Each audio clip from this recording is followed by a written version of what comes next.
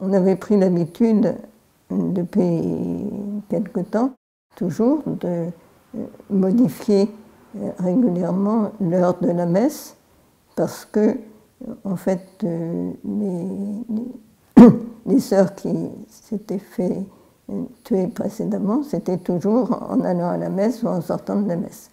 Donc, on dit aller à la messe, c'est dangereux.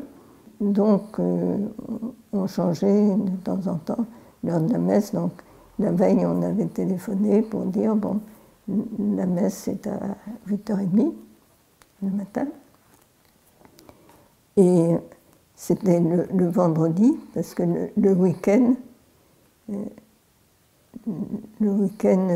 maintenant je crois que ça a changé, mais le week-end là-bas, à cette époque, c'était jeudi et vendredi, parce que le vendredi, c'est le jour de la prière.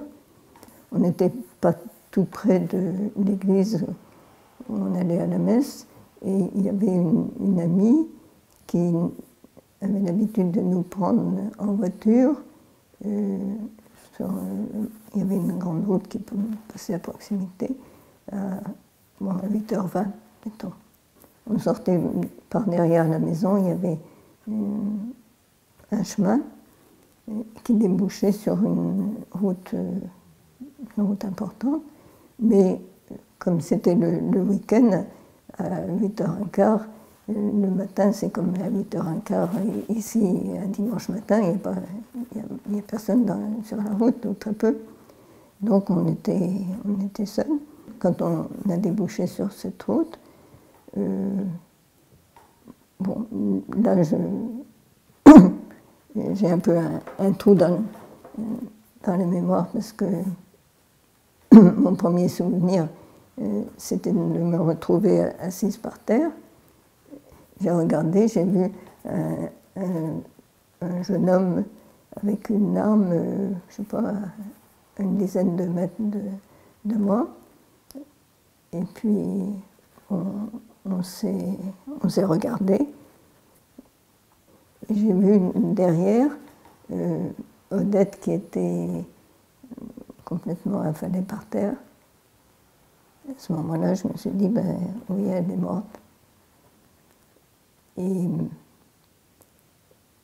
quant à moi, je voyais bien que j'étais pas dans une situation normale, mais j'ai dit, j'ai pas mal, alors ça ne doit pas être très grave. Je ne sais pas bien ce que j'attendais, mais enfin, j'ai dit, de toute façon, je ne pouvais pas beaucoup faire autre chose. Et au bout d'un petit temps, je ne sais pas, il y a une voiture de police qui est passée. Le policier est venu,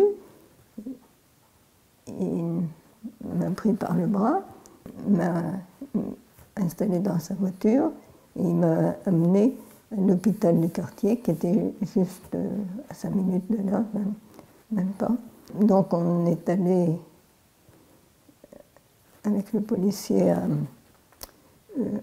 l'accueil de l'hôpital. Et là, j'ai vu un de nos voisins qui me regardait avec un air un peu effrayé. Et je lui ai dit, mais il faut faire prévenir notre curé. Il m'a dit oui.